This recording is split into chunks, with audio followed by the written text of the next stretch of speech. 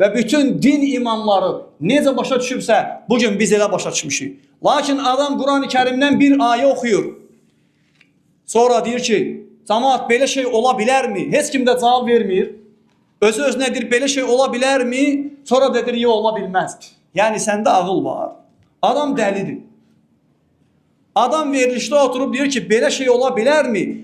Allah belə şey deyibsə, onda o zalimdir. Belə Allah olmaz. Təsəvvür edin, dəyərli qardaşlar, xalqımız belə şeyləri, bilirsiniz necə? Yəni, fikir vermirlər. Adam Allaha dil uzadıb. Adam Allahın kitabını alçaldır. Adam bütün peyğəmbərləri alçaldır. Peyğəmbərlərin qövmlərinə gətirdiyi möcüzələri, hansı ki peyğəmbərliyini onunla ispat ediblər, adam deyir, hamısı boş şeydir. Buna görə Allah şükür eləməliyik ki, Rəbbimiz bizə sağlam fəhm verir. Ayə gələndə, hədis gələndə ağlı qoyursan qırağı, deyirsən ki, Rəbbim belə deyibsə, əlhəmdülillah, deməli bu elə belə olacaq. Və mən astaqu minallahi qilə, kim Allahdan doğru danışa bilər? Adam deyir ki, Quran-ı Kərimdə ətraf